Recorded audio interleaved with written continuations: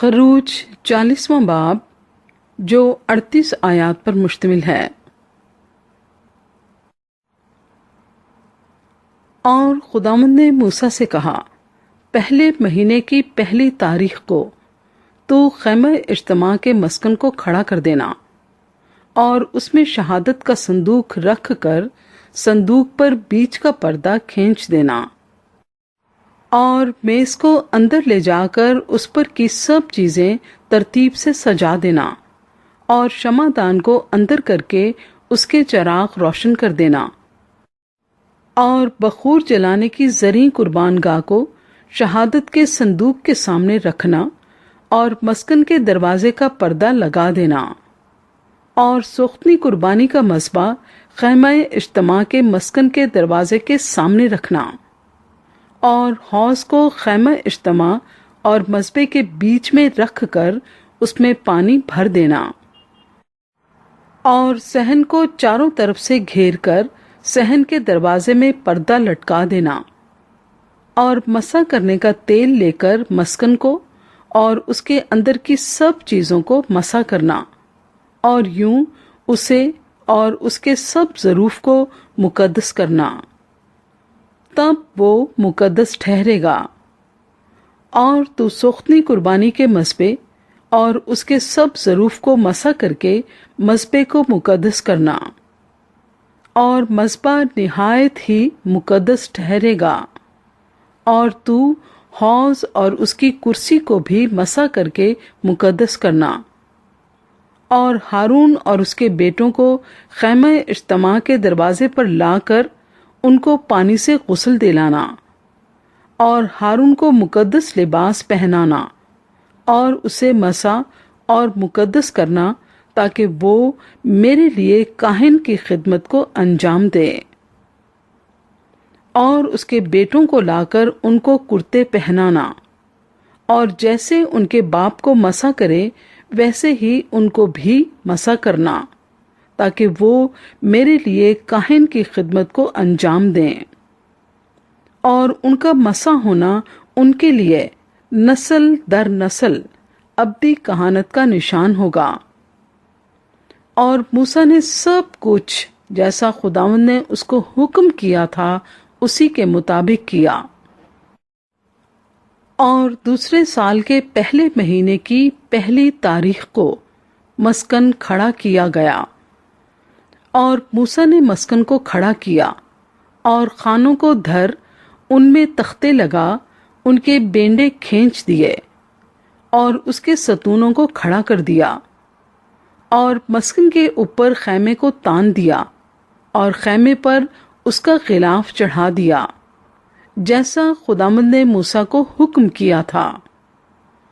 اور شہادت نامے کو لے کر صندوق میں رکھا، اور چوبوں کو صندوق میں لگا کر سرپوش کو صندوق کے اوپر دھرا۔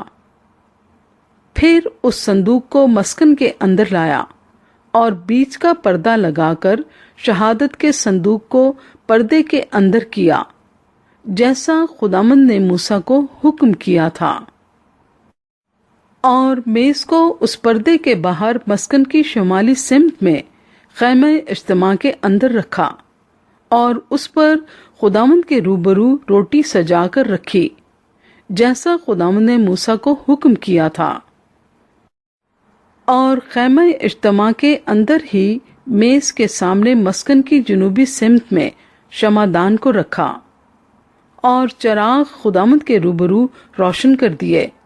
جیسا خداوند نے موسیٰ کو حکم کیا تھا۔ اور زرعی قربان گاہ کو خیمہ اجتماع کے اندر پردے کے سامنے رکھا، اور اس پر خوشبودار مسالے کا بخور جلایا، جیسا خداوند نے موسیٰ کو حکم کیا تھا۔ اور اس نے مسکن کے دروازے میں پردہ لگایا، اور خیمہ اجتماع کے مسکن کے دروازے پر سوختنی قربانی کا مذبح رکھ کر اس پر سوختنی قربانی اور نذر کی قربانی چڑھائی، جیسا خداوند نے موسیٰ کو حکم کیا تھا۔ اور اس نے حوض کو خیمہ اجتماع اور مذبح کے بیچ میں رکھ کر اس میں دھونے کے لیے پانی بھر دیا، اور موسیٰ اور ہارون اور اس کے بیٹوں نے اپنے اپنے ہاتھ پاؤں اس میں دھوئے۔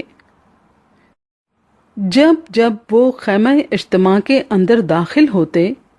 اور جب جب وہ مذبح کے نزدیک جاتے تو اپنے آپ کو دھو کر جاتے تھے،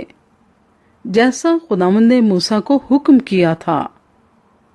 اور اس نے مسکن اور مذبح کے گردا گرد صحن کو گھیر کر صحن کے دروازے کا پردہ ڈال دیا۔ یوں موسیٰ نے اس کام کو ختم کیا۔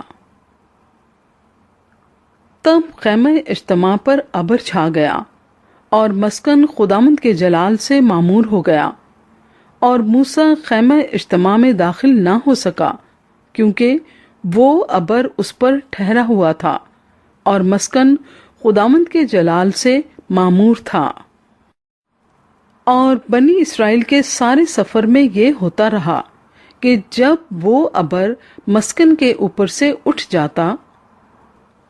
تو وہ آگے بڑھتے، پر اگر وہ ابر نہ اٹھتا تو وہ اس دن تک سفر نہیں کرتے تھے جب تک وہ اٹھ نہ جاتا، کیونکہ خداوند کا ابر اسرائیل کے سارے گھرانے کے سامنے اور ان کے سارے سفر میں دن کے وقت تو مسکن کے اوپر ٹھہرا رہتا